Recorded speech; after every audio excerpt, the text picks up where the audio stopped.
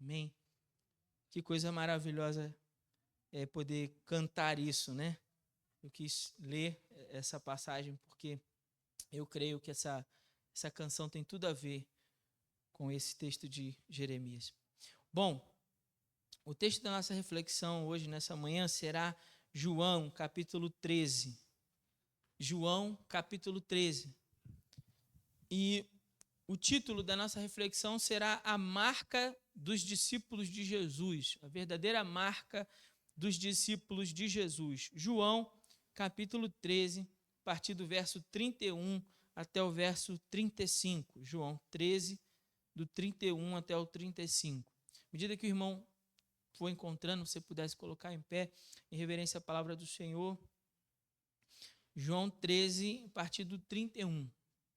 Quem já achou, diga amém. Quem não achou, diga eu preciso da escola bíblica dominical, todo domingo, às 9 horas, nesse mesmo lugar. Tá certo? Então, domingo que vem você já sabe, tá? E abrindo aqui um parênteses, domingo que vem temos profissão de fé no horário da nossa classe, da escola bíblica. Você é nosso convidado para participar desse momento tão único na vida dos nossos irmãos. E ceia também, pela manhã. Obrigado. João 13, 31. Diz assim: Depois que ele saiu, Jesus disse: Agora o Filho do Homem é glorificado e Deus é glorificado nele. E se Deus é glorificado nele, também Deus o glorificará em si mesmo, e logo o glorificará. Filhinhos, estarei convosco apenas mais um pouco. Vós me procurareis, e como eu disse aos judeus, também vos digo agora: para onde vou, não podeis ir. Eu vos dou um novo mandamento, que vos ameis uns aos outros, assim como eu vos amei, que também vós ameis uns aos outros. Nisto todos saberão que sois meus discípulos, se vos amardes uns aos outros. Amém? Mantenha a Bíblia aberta, vamos orar. Pai, agora, Pai, que nós lemos a Tua palavra, pedimos em nome de Jesus. Dá-nos compreensão da Tua palavra. Ilumina, Senhor, nossos pensamentos, nossos sentimentos. Abre os olhos do nosso coração para a compreensão da Tua palavra e que no nome de Jesus, cada um de nós aqui nessa manhã possa sair daqui, ó Deus, quebrantado por essa palavra. Possa sair daqui, ó Deus, cortado em seu íntimo por essa palavra. Possa sair daqui, ó Deus, incendiado em sua fé por essa palavra. Pois esta é a Tua palavra, Senhor. Esta não é uma palavra de qualquer outra pessoa, não é a opinião do pastor Felipe, mas é a Tua palavra. Por isso pedimos que no nome de Jesus, a Tua boa e santa palavra, cumpra em nós o Teu desejo. É o que nós te pedimos em nome de Jesus. Amém. Os irmãos podem se assentar. Eu quero meditar com os irmãos, fazer uma breve interrupção, né, na nossa série de mensagens em Efésios. Hoje nós estaremos no capítulo 3, mas eu quero fazer uma pausa hoje para falar com os irmãos sobre a marca do verdadeiro discípulo de Jesus. A marca dos discípulos de Jesus. Pensar sobre isso, sobre o que nos torna verdadeiros discípulos e como é que o mundo, então, olha para nós e enxerga em nós que nós somos, de fato, verdadeiros discípulos de Jesus. Uma coisa que é muito importante nesse tempo histórico, né, que a igreja está vivendo não podemos nos debruçar de achar que a marca de um verdadeiro discípulo é que ele nominalmente se diz cristão ou se diz evangélico. Isso por si só não faz alguém discípulo de Jesus. Outra coisa também que não faz alguém discípulo de Jesus é ter o seu nome listado no hall de membros de uma igreja evangélica. Isso também não te faz um discípulo de Jesus. Também não te faz um discípulo de Jesus apenas se abster de algumas práticas, como, por exemplo, não beber, não fumar, não jogar jogos de azar, não se prostituir. Tudo isso, é claro, é muito bom que você não faça essas coisas, mas não fazer essas coisas não é suficiente para dizer que você é um discípulo de Jesus. Na verdade, o Evangelho tem muito mais a ver com aquilo que em Cristo nós aprendemos a fazer do que com aquilo que a gente deixou de fazer. Vou repetir isso para você guardar na sua mente. A vida cristã tem mais a ver com aquilo que em Cristo você aprende a fazer do que com aquilo que você deixou de fazer porque veio para a igreja. Costumes são aprendidos, um novo vocabulário pode ser também aprendido. A participação na membresia da igreja também pode ser adquirida, basta você participar da minha classe, passar pelas águas batismais, e você então será aceito como membro desta igreja, mas ainda assim pode ser que você viva distante de ser um verdadeiro discípulo de Jesus. Esse texto trata das últimas palavras de Jesus aos seus discípulos. João dedicou diversos capítulos do seu livro para narrar os últimos acontecimentos da vida de Jesus. Começa desde aqui do início do capítulo 13 e vai até o capítulo 17, final do capítulo 17, quando Jesus ora pelos seus discípulos. Ora pelos seus discípulos ali na última ceia, né? Esse momento que a gente conhece como a última ceia, esse episódio. E nessa mensagem de despedida, Jesus começa com uma linda demonstração de humildade e serviço. Esse é o ritual que a gente conhece como lava-pés. Estamos juntos, amém? O texto, o capítulo 13, começa com o lava-pés. E ali Jesus está mostrando, Jesus não está apenas falando para eles sobre humildade. Jesus não está apenas dando um sermão para eles sobre serviço. Jesus está demonstrando para eles sobre humildade e serviço. Como? Lavando os pés de fato. É uma ação prática, percebe isso? É uma ação, não é um discurso. É uma atitude. E é a atitude que caberia ao menor dos servos. Mas Jesus tem o cuidado de se colocar nessa posição para ensinar uma mensagem aos discípulos. Por que ele faz isso, pastor? Porque ele deseja chamar a atenção dos seus discípulos. Ele faz algo que ele sabe que vai impactar eles. Vai trazer a atenção deles. E no nome de Jesus, eu gostaria que esse sermão também você prestasse atenção. Você realmente se atentasse para essas palavras.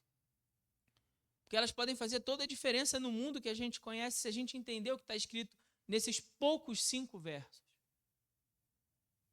Jesus começa o seu sermão chamando a atenção deles e lava os pés dos discípulos. Ele diz: se eu, Senhor e Mestre, lavei os vossos pés, também deveis lavar os pés uns dos outros.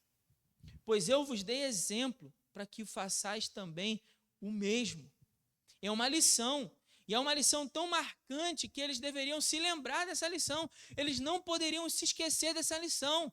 Jesus não está apenas dando uma lição de forma categórica ali, com seu exemplo para eles, como diz, olha, não se esqueçam disso. Por que não se esqueçam? Porque vocês devem fazer o mesmo. Vocês devem fazer o mesmo uns pelos outros. E aqui é claro que Jesus não está falando isso literalmente para que você abaixe então e lave o pé do seu irmão. Mas ele está dizendo sobre a importância de nós, enquanto corpo de Cristo, enquanto igreja, servirmos uns aos outros e servir ao ponto de se colocar numa espécie de humilhação própria, pessoal, a fim de que o outro seja atendido nas suas necessidades. É isso que significa lavar pés. Lavar pés significa eu me colocar numa condição até mesmo de humilhação pessoal, a fim de que o outro tenha suas necessidades atendidas. Por que eu faria isso? Por que alguém humilharia a si mesmo, pastor? Por amor a Cristo. Veja, que não é nem por amor ao meu irmão no primeiro momento, mas é por amor a Cristo. João vai tratar isso dizendo assim, porque o amor de Cristo nos constrange.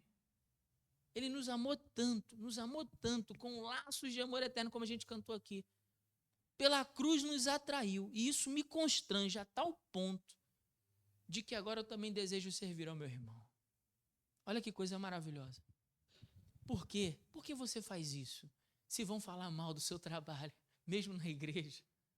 Por que você se esforça tanto? Por quê? Você não vai ganhar nada em troca. Você não recebe salário. Mas por que você deveria se esforçar tanto? Por quê? Por que empregar todos os talentos, os dons, pastor? Por que pegar todo o esforço que eu tive de adquirir conhecimento lá fora e me aperfeiçoar e comprar livros e pagar cursos? E que lá fora justifica, porque afinal de contas a empresa paga o meu salário, então justifica que eu me doe tanto. Mas aqui, pastor, por que se doar tanto? Essa é uma boa pergunta. Esse texto tem tudo a ver com essa pergunta. E a resposta é muito simples.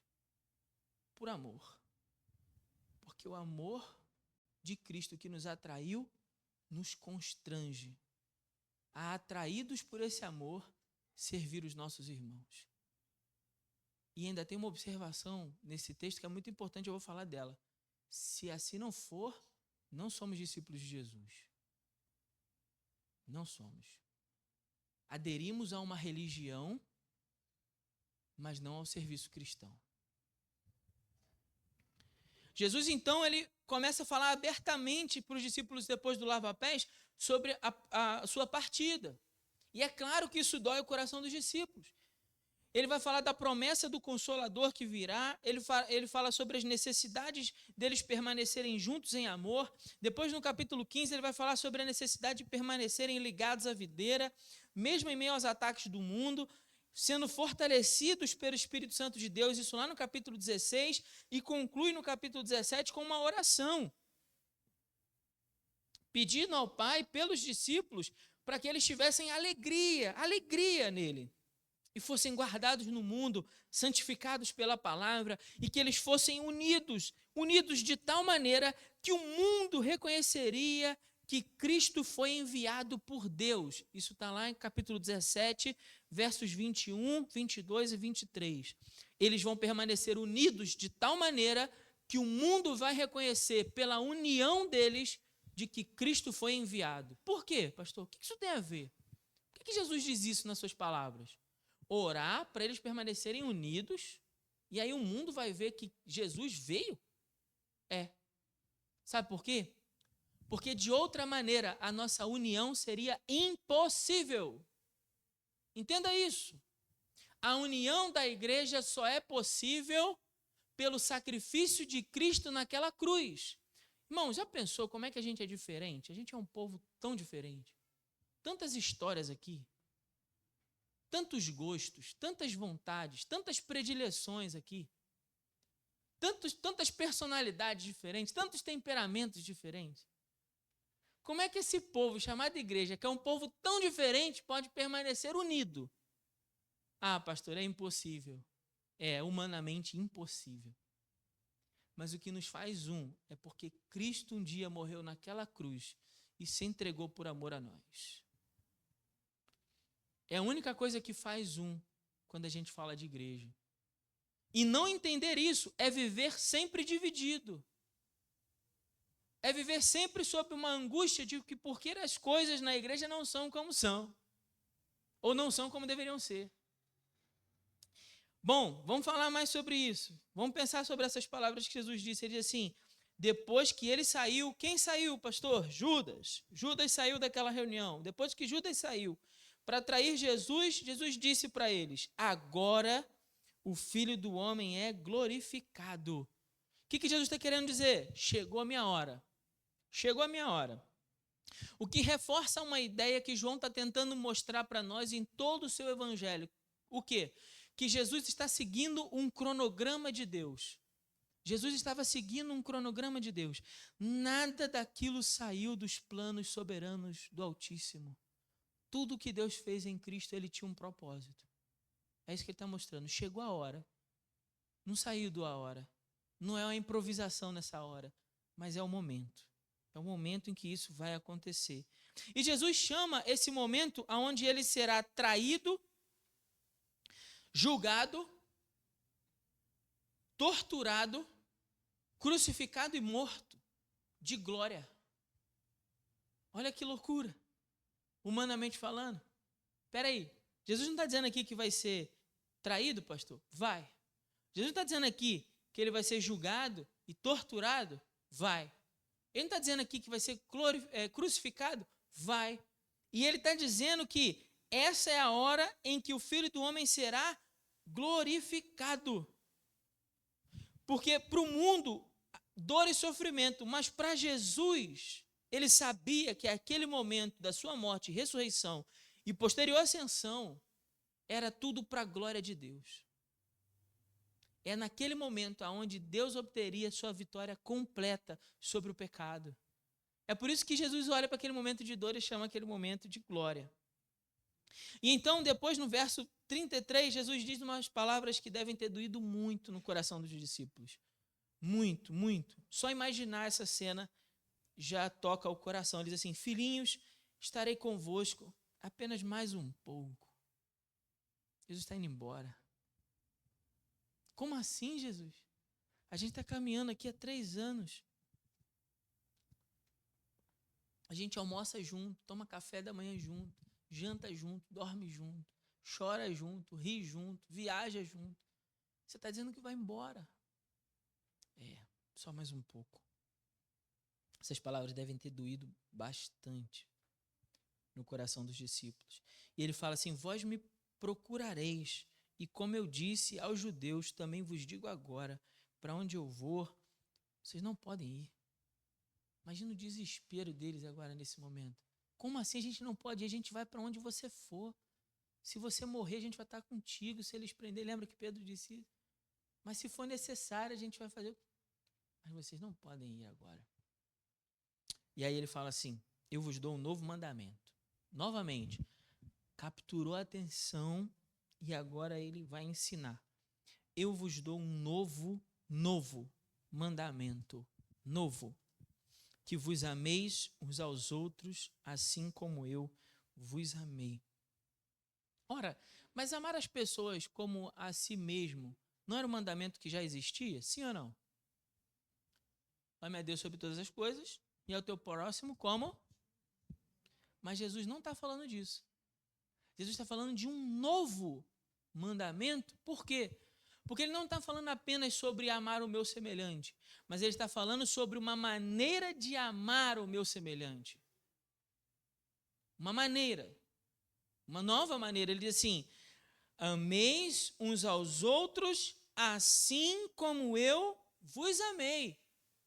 Então, o que vocês devem fazer? Vocês devem amar uns aos outros. Bom, mas isso pela lei, pelos profetas, a gente já tinha entendido, sim ou não?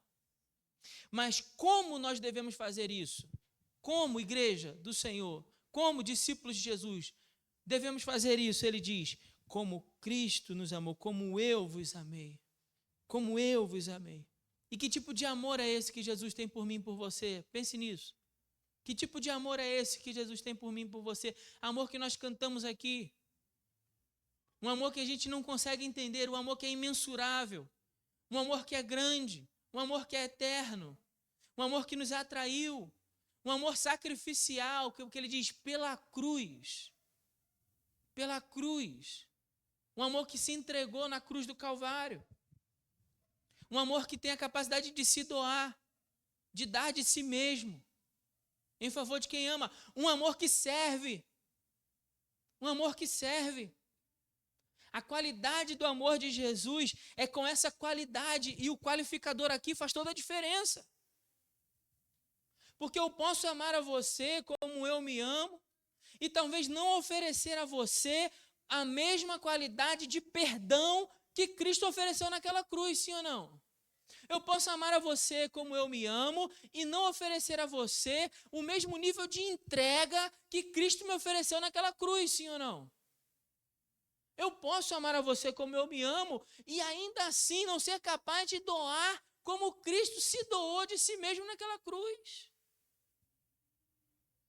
Então, a marca do discípulo de Jesus, que ele está dizendo aqui, olha, vocês precisam obedecer ao mandamento, não é uma opção, não é uma escolha.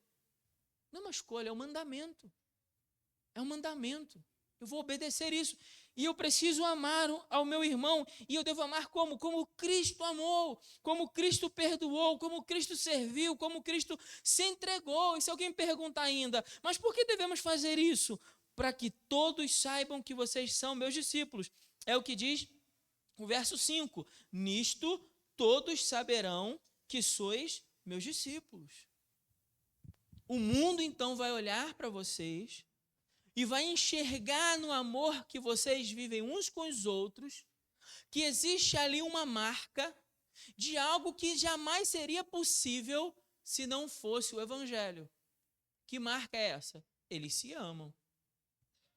Por que isso é loucura? Porque para o mundo é impossível que pessoas tão diferentes, como eu já disse aqui, como nós, com personalidade, temperamento diferente, possam conviver, possam viver juntos e possam andar em união e em amor sacrificial, perdoador, ágape, incondicional. Como isso é possível? Por Cristo, pelo Evangelho. E aí quando o mundo então olha para a igreja e vê na igreja esse amor, eles entendem, Cristo veio ao mundo. Por quê? Porque de outra forma isso jamais seria possível. E esse povo aí é verdadeiramente discípulo de Jesus. É isso que ele está dizendo. Percebe? Ele subiu a régua. Subiu a régua de uma qualidade de amor, de união, que vai muito além, das vezes, daquela que eu desejo oferecer às pessoas à minha volta. E aí eu quero dar 3 exemplos. 3 exemplos desse amor na prática e como esse amor revela ao mundo que nós somos discípulos de Jesus. Porque o entendimento desse texto aqui é muito fácil. Vou repetir. Olha como é que é simples a lógica. O que a gente deve fazer?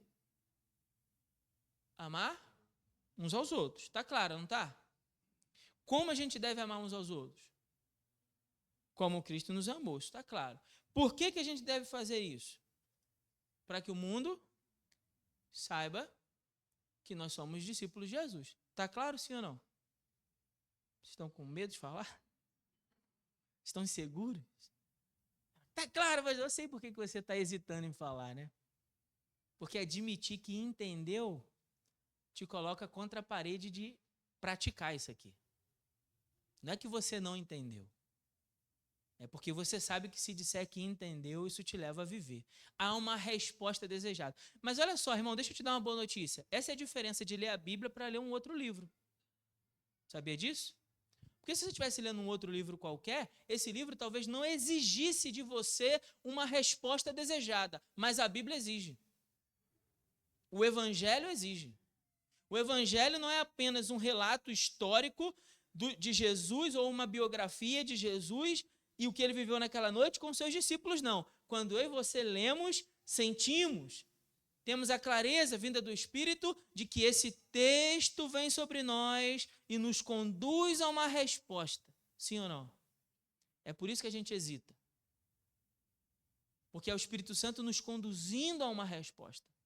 Mas como eu disse, deixa eu te dar exemplos onde essa resposta foi positiva e o resultado que ela proporcionou.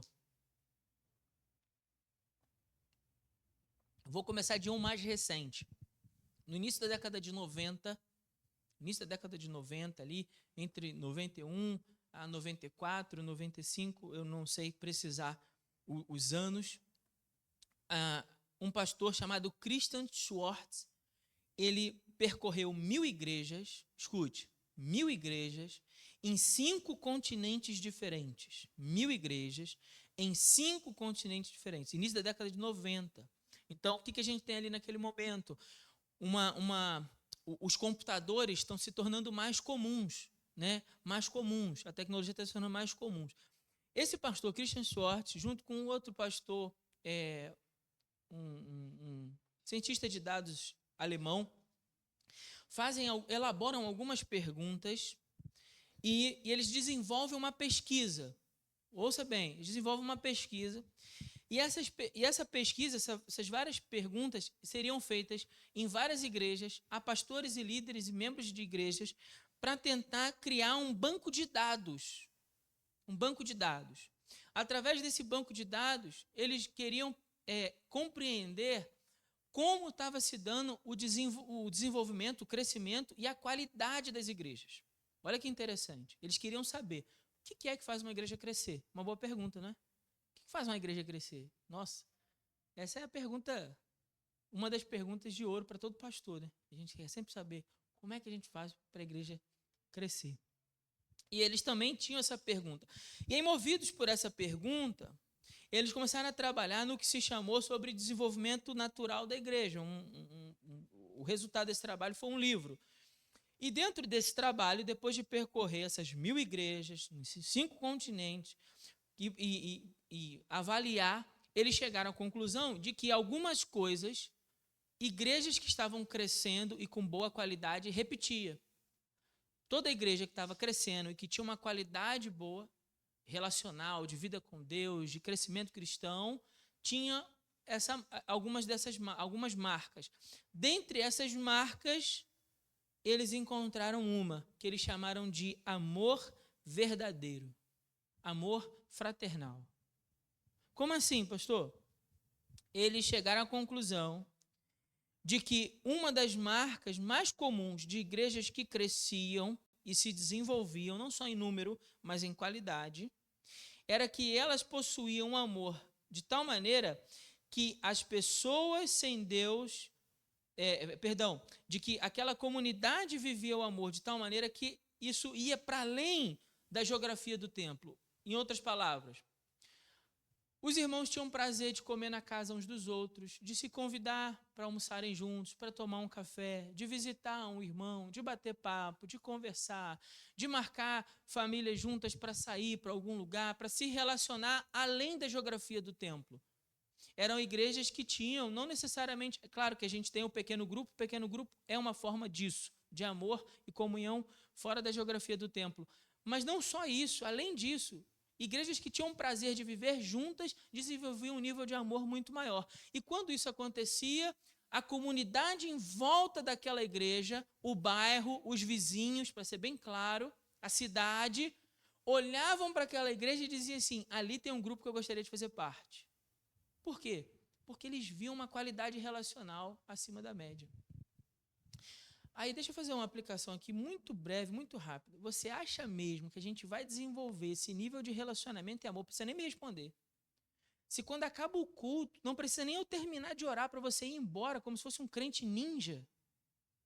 A oração é uma granada de fumaça, né? Puf. Nem dá tempo de apertar sua mão e dizer, ô, minha irmã, Deus te abençoe. Entende? Não há um desejo de se relacionar. Eu fico muito feliz aqui na igreja quando a gente termina um culto e eu vejo que os irmãos nem querem ir embora. Por quê? Há uma vontade de conversar, de bater papo, de colocar os assuntos em dia, há uma vontade de estar junto. Pô, vamos marcar alguma coisa essa semana, vamos bater junto, um papo, vamos ir numa pizzaria junto e tal, ou vamos junto lá em casa. A gente tem essa vontade de se relacionar. Aí a gente não faz isso, aí vem os absurdos. Por exemplo, vou contar uma história. Eu não gosto de ficar contando histórias pessoais, mas essa eu vou contar. Uma vez, não aqui não, tá, irmão? Fica tranquilo, outra igreja que eu participava. Uma irmã me aborda, pastor. E aí ela começou a fazer uma lista de reclamações. Isso é uma metralhadora. Que essa igreja não ama, que ninguém ama nessa igreja, que eu fiz aniversário e ninguém me visitou, eu estive doente, ninguém foi na minha casa, eu fiquei mais de um mês sem vir na igreja, ninguém me mandou uma mensagem, e uma metralhadora. Quando ela acabou, eu falei assim, irmã, deixa eu só te fazer uma pergunta. Quando a irmã não esteve doente, quando a irmã estava em casa, quando outras pessoas fizeram aniversário, você procurou quem? Você visitou quem? Você ligou para quem? Você mandou mensagem para saber de quem? De ninguém? Então deixa eu te lembrar o que diz Gálatas 3:7. Você lembra o que diz em Gálatas 6:7? Não, porém, vos enganeis. Tudo aquilo que o homem plantar, isso também a gente não colhe onde a gente não plantou, irmão. Não colhe. É a vida. A gente não colhe onde a gente não plantou. Se você não cuidou de ninguém, não se importou com ninguém, não, teve carinho e amor e zelo por ninguém, não é de se admirar que as pessoas também não se importem, não se preocupem, não procurem você. É a lógica da vida. Agora, o que o Christian Schwartz está dizendo para mim e para você? Que quando eu e você compreendemos que o amor cristão vai além do formalismo do culto público ou da geografia do templo, mas ele transcende essas coisas a fim de que nós, como igreja, vivamos unidos Esse relacionamento marcado por amor pode fazer uma grande diferença na igreja e na sociedade. Muitas vezes agimos como se Deus ungisse métodos revolucionários que encherão as igrejas e farão com que os membros farão dos nossos membros melhores discípulos de Jesus. Porém, nos esquecemos que Deus não unge métodos, Deus unge pessoas. E pessoas cheias de amor saem para amar. Pessoas cheias de amor saem para cuidar das necessidades dos outros e cumprir o ID de Jesus. Não é um método. Não é porque a igreja agora é uma igreja multiplicadora que a coisa vai bombar e que esses bancos vazios vão se encher de pessoas. Não. Mas é quando eu e você estivermos dispostos a amar. E isso também pode ser por meio de um pequeno grupo. Porque veja só, se eu digo que eu me importo, mas eu não consigo dedicar 2 semanas, 1h30 para cuidar de alguém, eu não me importo. Você concorda comigo? Eu digo que me importo, mas estou dizendo para você, no intervalo de 15 dias, eu não posso tirar 1h30 para cuidar de alguém, eu não me importo. Pode ficar triste comigo, mas é verdade, não vai deixar de ser verdade. Se eu me importo, eu me dou. Se eu me importo, eu quero cuidar. Se eu me importo, eu quero servir. Ou eu não me importo. Outro exemplo. Quando Paulo escreve aos Coríntios, inspirado por Deus, Paulo escreve no capítulo 13 uma das poesias sobre o amor mais lindas da história da humanidade. Não é assim? 1 Coríntios, capítulo 13, que poesia linda, né? Nem Pablo Neruda, em toda a sua glória, nem Carlos Drummond de Andrade escreveria um negócio tão lindo como o apóstolo Paulo escreveu em 1 Coríntios, capítulo 13. Agora, escute, para que igreja Paulo escreveu esse poema lindo sobre o amor? Para a igreja mais problemática que Paulo escreveu, dentre aquelas que Paulo escreveu. Sabia disso? Coríntios era a igreja mais problemática. Pensa numa igreja que dava problema. Olha só, divisão na igreja. Tinha em Corinto. 1 Coríntios, capítulo 1. Rivalidade e partidarismo. Tem na igreja? Lá em Corinto tinha também. 1 Coríntios, capítulo 1. Carnalidades, invejas e brigas. Tinha em Corinto. 1 Coríntios, capítulo 3. Busca exagerada por reconhecimento. Tinha em Corinto. 1 Coríntios, capítulo 3. Imoralidade sexual. Problemas conjugais. Tinha em Corinto. 1 Coríntios, capítulo 5 e capítulo 7. E ainda um monte de outros problemas, como idolatria, problemas na celebração da ceia, problemas no uso equivocado dos dons para obter autopromoção, pré-julgamento, pessoas que viviam julgando a vida de todo mundo. Tinha em Corinto? Tinha. Então veja, os problemas que tinham em Corinto são diferentes dos problemas que a gente encontra na igreja evangélica como um todo do nosso tempo? Claro que não. Existe divisão na igreja? Existe. A maior parte das igrejas que nascem hoje nascem por fruto de divisão, não é por estratégia missionária. Existe rivalidade e partidarismo? Muito. Carnalidade? Demais. Inveja e briga? Tem também. Busca exagerada por reconhecimento? Tem também. Imoralidade sexual? Tem. Problemas conjugais? Tem. Idolatria? Tem. Preconceito? Tem. Autopromoção? Tem. Aí eu pergunto, cada um desses problemas vividos na igreja, qual é a solução, qual é o remédio que Paulo oferece à igreja de Corinto para curar a igreja da sua doença, das suas doenças?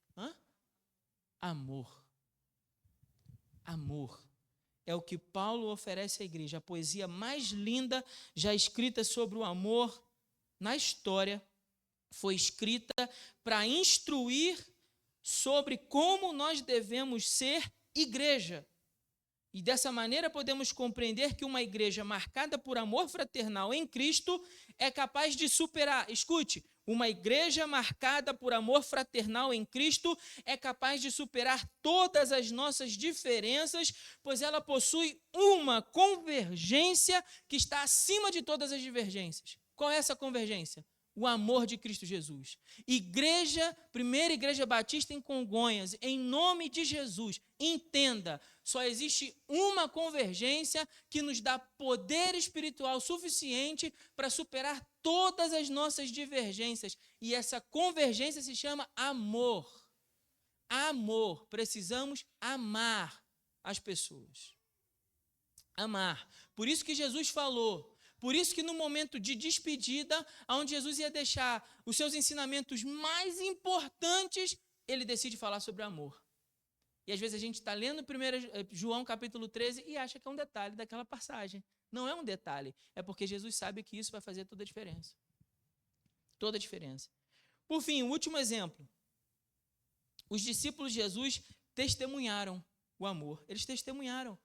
Os discípulos viram como Jesus amava as pessoas.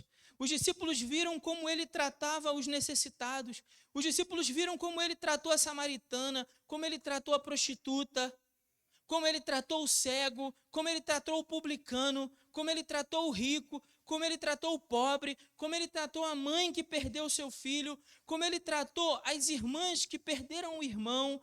Os discípulos viram até mesmo como Jesus tratou o ladrão que estava crucificado do seu lado na cruz. Os discípulos viram isso. Como ele ouviu, ajudou, encorajou, se doou, se deu para eles em amor. E por isso essas palavras são tão profundas. Amai-vos uns aos outros assim como eu vos amei. É por isso. Por que essas palavras sacudiram o coração dos discípulos? Porque durante 3 anos eles viram como Jesus amou as pessoas. E eles viram também, irmãos, cá entre nós, como não deveriam amar as pessoas. Porque eles viram também o comportamento dos fariseus, dos saduceus, dos escribas. Mas eles viram o comportamento de Jesus e eles viram como devia fazer. Aí, quando Jesus morre, ascende aos céus e o Espírito Santo desce sobre a igreja, então essa igreja, capacitada por esse Espírito, entendeu o mandamento. Devemos nos amar. Compreendeu que a verdadeira vida cristã não se limita a um discurso religioso, mas que ela deve dar lugar a ações de amor, como está escrito: filhinhos, não amemos de palavras, nem de boca, mas em ações e em verdade. 1 João 3, verso 18. Aquela comunidade de crentes em Jerusalém, escute, a comunidade de crentes em Jerusalém se propôs a mudar a sociedade, a romper com os padrões egoístas e corrompidos pelos pecados e amarem uns aos outros. Por consequência disso, o resultado foi registrado em Atos capítulo 2, verso 47, que o Senhor acrescentava a cada dia os que iam sendo salvos. Ao verem a maneira como aqueles crentes viviam e o seu testemunho de fé e de amor fraternal, muitas pessoas da cidade procuravam fazer parte da igreja, pois elas também queriam experimentar daquele mesmo amor. Foi isso que aconteceu em Atos. Por que Jerusalém foi colocada de pernas para o ar, irmãos? Por causa do discurso de Pedro? Só isso. Porque Deus vai levantar um pregador no meio dessa cidade, vai fazer uma pregação assim, ó, abençoada, e aí as coisas vão mudar do dia para a noite. Não se engana, não. Mas é quando a comunidade dos crentes decide a viver o amor nessa qualidade que Jesus colocou para nós, que as coisas começam a acontecer. Que outras pessoas começam a ser impactadas por esse amor e tocadas por esse amor. É através do amor de Cristo e de nós nos amarmos uns aos outros como Cristo nos amou, que os discípulos de Jesus testemunham ao mundo perdido como é o amor de Deus. Quero propor 2 aplicações para os irmãos. Crentes que se amam e amam pessoas à sua volta tornam-se extremamente atraentes, conduzindo pecadores ao amor do Pai. As suas ações passam a refletir o amor de Deus pelo mundo. E isso é algo muito mais poderoso do que qualquer programa sofisticado de integração social. Qualquer programa que a igreja desenvolva não será tão poderoso como o fato de nós nos amarmos. E independente do resultado numérico que isso traga à igreja, certamente o mundo precisa de mais pessoas assim. Pessoas dispostas a amar, onde o amor é superior ao conhecimento, onde o amor é mais importante do que os dons espirituais, onde o amor é mais importante do que as próprias doações sacrificiais, onde o amor é mais importante do que as grandes virtudes cristãs, ou é a maior e a mais importante virtude cristã, onde o amor é mais importante porque é a a prova que nós somos verdadeiros discípulos de Jesus e que somos convertidos. Onde o amor é a prova do nosso amor por Deus. Onde o amor é o maior de todos os mandamentos. O mundo precisa de homens e mulheres que, assim como Jesus, sejam capazes de amar e que estejam interessados não apenas em receber milagres da parte de Deus, mas em serem um milagre na vida de alguém. Pessoas não apenas interessadas em que as suas orações sejam atendidas, mas em serem a resposta de oração na vida de alguém. Pessoas dispostas a amarem seus semelhantes sem distinção, preconceito ou julgamento, ou qualquer que seja o interesse pessoal de algum ganho temporário. O mundo precisa de pessoas assim. Amém? Que Deus nos abençoe com a sua palavra no nome de Jesus. Vamos orar. Eu queria convidar 2 irmãos que sentissem o desejo no coração, viessem aqui à frente para que nós pudéssemos fazer um momento de oração ao Senhor, pedindo a Deus que nos dê amor uns pelos outros, amor por Ele, amor pelo trabalho cristão, amor pelo serviço cristão e, principalmente, nesse tempo que a gente está vivendo, amor pelos perdidos que morrem todos os dias sem Cristo. Queria que 2 irmãos que sentissem o desejo no coração viessem aqui à frente. Pode vir aqui à frente. Já tem um, mais um. Amém. E vamos fazer um momento de intercessão. Se você puder e quiser se colocar de joelhos, se você não quiser, se você quiser se colocar em pé, enfim, como você se sentir à vontade, mas vamos juntos orar para que o Senhor nos abençoe. A gente ora por tanta coisa, a gente ora por casa, ora por carro, ora por promoção no emprego. A gente pede tanta coisa material e às vezes supérflua e esquece às vezes de pedir o mais importante, o mais necessário, que é que Deus realmente nos encha de amor. Amém? Oremos. Pai, nós te rendemos graças, Senhor, porque grandes coisas tem feito o Senhor por nós. Ai de nós se não fosse a tua poderosa mão sobre a nossa vida, ai de nós se não fosse o teu imenso amor para conosco. Nós te clamamos nesta manhã, Senhor.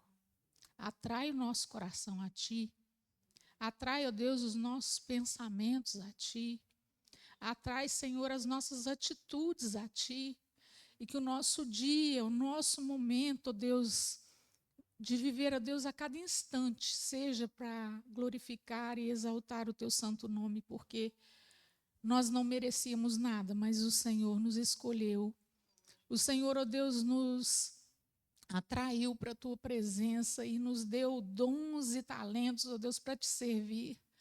Então nos ajuda, Senhor, nos ajuda a sair, ó Deus, da nossa zona de conforto. Ó Deus, muitas vezes, Senhor, nós não queremos, ó Deus, assumir o que precisamos, ó Pai. Como teu servo falou tão claramente. Assumir, ó Deus, a nossa postura e fazer aquilo que o Senhor nos predestinou a fazer. Ó Deus, tem misericórdia de nós e nos ajuda, Senhor. Nos ajuda a fazer aquilo que o Senhor tem no seu coração, para que nós possamos fazer nessa terra, atrair outras pessoas ao Senhor. Que as pessoas, Senhor, ao olhar para nós, sintam o bom perfume de Cristo. Que as pessoas, ao olharem para nós, queiram estar também na tua presença. Oh Deus, nós não somos merecedores desse tão grande amor. Te agradecemos, Senhor, porque o Senhor se entregou naquela cruz em nosso favor. Mas nós te clamamos nesta manhã, Senhor, nos ajuda a te servir com inteireza de coração. Da maneira que o Senhor se agrade, olhe por nós e veja, este é meu filho amado, minha filha amada, em quem me dá muita alegria. Nós queremos ser assim, Senhor. Nos ajuda. Nós te clamamos em nome de Jesus. Amém.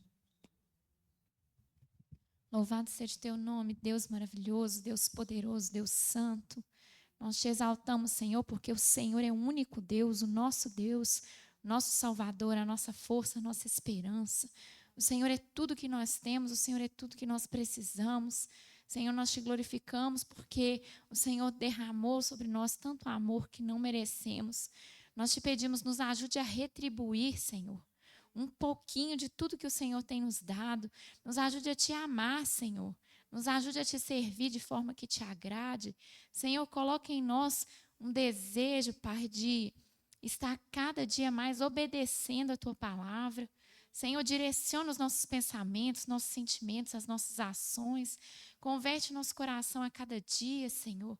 Não permita que os cuidados deste mundo, as ocupações dessa terra, venham nos afastar do Senhor, venham nos tirar do foco, nos tirar do alvo. Senhor, que o Teu Espírito Santo nos incomode constantemente sobre como nós devemos organizar o nosso tempo, sobre como nós devemos gastar nossas forças.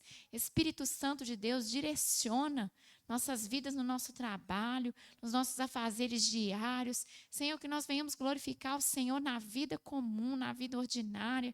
Que em nome de Jesus nós possamos viver o Teu Evangelho dentro da nossa casa. Nos capacita, Senhor, para nós abençoarmos nossos cônjuges, nossos filhos, as pessoas que nos rodeiam em toda parte, servindo, Senhor, dando um exemplo. Nos ajuda, Deus. Nós estamos aqui porque reconhecemos que não somos capazes, mas nós entendemos e nós desejamos, Senhor, cumprir a Tua vontade, que o Teu Espírito Santo nos capacite, que o Senhor mude em nós aquilo que precisa ser mudado, que o Senhor tome o governo desta igreja, que o Senhor, Pai, faça que a Tua vontade prevaleça aqui em todo o tempo, que o Senhor nos ensine a sermos discípulos, que o Senhor coloque amor em cada um de nós. Senhor, que o Senhor governe esta igreja, Pai. Que em nome de Jesus, o Senhor abençoe nossa cidade, quando está hoje cheia de pessoas, Pai, buscando deuses que nada podem fazer. Que o Senhor tenha misericórdia, que o Senhor abra os olhos espirituais, que o Senhor quebrante os corações, que aqueles que estão vindo possam ter uma experiência, Pai, de discernimento, de entendimento, de que eles precisam só do Senhor e mais nada, Pai. Em nome de Jesus, ajuda a nossa cidade, liberta a nossa cidade da idolatria, liberta a nossa nação, Pai, de toda cegueira espiritual. Que vida se prostre aos Teus pés, Pai, que a nossa nação venha a ser do Senhor, em nome de Jesus. Que o grande amor de Deus, nosso Pai, a graça salvadora de Cristo Jesus e as doces e maravilhosas consolações do Seu Santo Espírito sejam sobre todos nós e sobre todo o povo de Deus espalhado sobre a face da terra. Não somente hoje, Senhor, mas para todo sempre, é o que nós te pedimos. Em nome de Jesus. Amém. Amém. Que Deus abençoe os irmãos. Não vá embora sem cumprimentar o irmão que está do seu lado. Dê ele um abraço, deseja ele uma semana de vitória no nome de Jesus. Amém.